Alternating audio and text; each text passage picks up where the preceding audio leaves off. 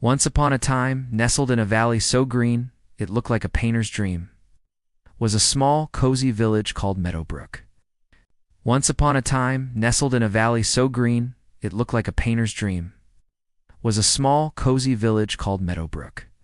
The houses had thatched roofs where wildflowers grew, and a gentle river whispered stories to the smooth stones on its banks. In this village, where everyone knew each other by name and shared their bread and their smiles, lived a child named Alara. Alara wasn't just any child. She was kind, with a heart as warm as the summer sun. But what truly set her apart was her boundless curiosity. Her eyes, the color of the morning sky, missed nothing.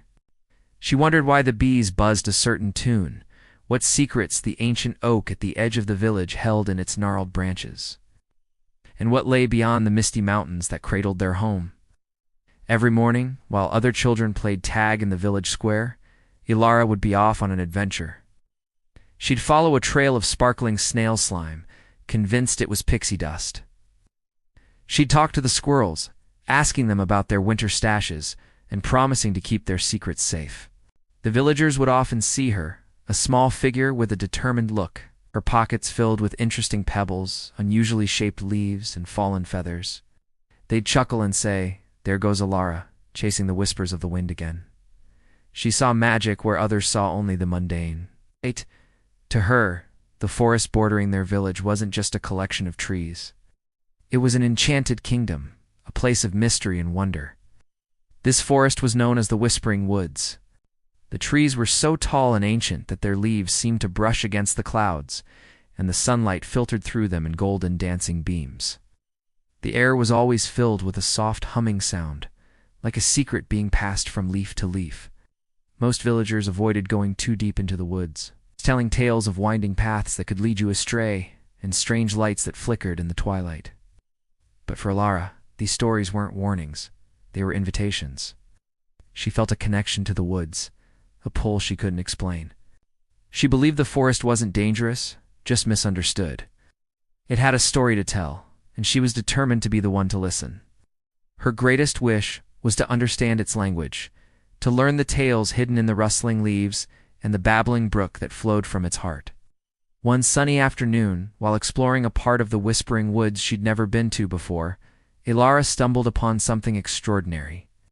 Tucked away in a mossy clearing, bathed in a soft, ethereal light, was a tiny, luminous flower. Its petals shimmered with all the colors of the rainbow, and it pulsed with a gentle, warm glow. It was unlike any flower she had ever seen or read about in her books. As she knelt down, drawn by its beauty, she noticed something even more peculiar. A single tear-shaped dewdrop clung to one of its petals, but instead of falling, it hovered, sparkling like a tiny diamond. It seemed to hum with a soft, melodic energy. Without thinking, driven by her ever-present curiosity, Alara reached out and gently touched the dewdrop. The moment her finger made contact, a wave of warmth spread through her body, and the air filled with a chorus of tiny bell-like chimes. The world around her seemed to sigh in unison. Suddenly, the constant whisper of the forest became clear. It wasn't just wind rustling through leaves anymore. It was voices. She could understand the cheerful gossip of the sparrows, the grumpy complaints of an old badger, and the ancient slow thoughts of the oak trees. The flower, which she later named the Glimmerbloom, had given her a magical gift, the ability to understand the language of nature. The forest had finally found someone who could truly listen. Overjoyed with her newfound ability, Alara spent every spare moment in the Whispering Woods. It was a whole new world. She learned that the river sang songs of the mountains it came from. The mushrooms shared recipes for the most delicious morning dew. The willow trees wept not from sadness, but from the sheer weight of all the secrets they kept for the wind. She befriended a family of foxes who showed her hidden pathways, and a wise old owl who told her stories of the stars. She helped a lost fawn find its mother by asking the wildflowers which way she had gone. Alara became the forest's confidant, its friend, and its protector. She ensured no one harmed the delicate balance of the woods and taught the other village children to respect its magic. News of Alara's special gift soon reached the royal castle, which stood on a high cliff overlooking the entire kingdom. The kingdom was ruled by a good but weary king who was deeply troubled. For years, the kingdom had been suffering from a mysterious blight. The crops were failing, the rivers were running low, and a strange silence was falling over the land. The birds sang less, the bees produced less honey, and a shadow of sadness seemed to touch everyone. The king had consulted the wisest scholars and the most powerful magicians, but no one could find a cause or a cure for the kingdom's ailment. Desperate, the king heard the whispers from Meadowbrook about a child who could speak with nature itself. He sent a royal messenger to summon Alara to the castle, hoping she might hold the key to saving his kingdom. When the royal carriage arrived in Meadowbrook, the villagers were in awe. Alara, though a little nervous, felt a sense of purpose. Her friends in the forest had been whispering about the land's growing sadness, and she knew she had to help. She said her goodbyes, promising the Whispering Woods she would return. As she traveled to the grand castle, she listened to the world around her. The blades of grass on the roadside drooped with exhaustion, the wind carried a weary sigh, and the earth itself seemed to groan under a heavy burden. Arriving at the castle, she was led through magnificent halls to the throne room, where the king sat with a worried expression on his face. He looked at the small child before him, his last hope. With a gentle voice, the king explained the plight of his kingdom. He asked Alara if her gift could reveal the source of their suffering. Alara closed her eyes and took a deep breath, focusing her senses. She didn't listen to the king or his advisors. She listened to the castle itself. She heard the sorrow of the stone walls, the lament of the ivy climbing them, and the faint pained cry of the earth deep beneath the foundations. "The heart of the kingdom is in pain," she said softly. The court looked at her, confused.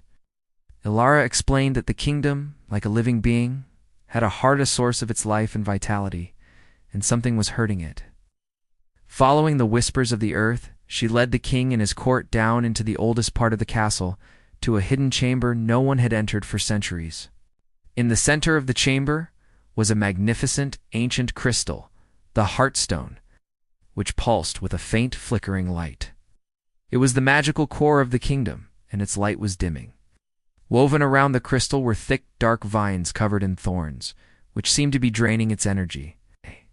The king's guards tried to cut the vines, but their swords couldn't even scratch them. The court magician tried spells, but the dark magic of the vines repelled them. Despair began to fill the room. But Alara stepped forward. She didn't see evil vines. She saw plants that were in pain, twisted by fear and darkness. She reached out, not with a weapon, but with her hand. She spoke to the vines, not with commands, but with kindness. She told them they didn't have to be afraid, that the light was a friend, and that they could grow in peace without causing harm. As she spoke, her voice filled with the genuine compassion she felt for all living things. A soft, golden light emanated from her hands. The thorns on the vines began to recede. The dark, twisted branches slowly unfurled, loosening their grip on the hearthstone. Encouraged, Alara began to sing a lullaby she had learned from the river in her village, a song of healing and peace. The vines swayed to her melody, and one by one, they retreated from the crystal. Burrowing back into the earth, their darkness soothed by her kindness. As the last vine pulled away, the Heartstone flared to life, bathing the chamber in a brilliant, warm light that pulsed with renewed strength. A wave of life-giving energy washed out from the chamber, spreading throughout the entire kingdom. Instantly, a change was felt across the land. The rivers began to flow with more vigor, the fields seemed to breathe a sigh of relief, and the sun broke through the clouds, shining brighter than it had in years. Back in Meadowbrook, the villagers cheered as the crops perked up and the flowers bloomed in vibrant color.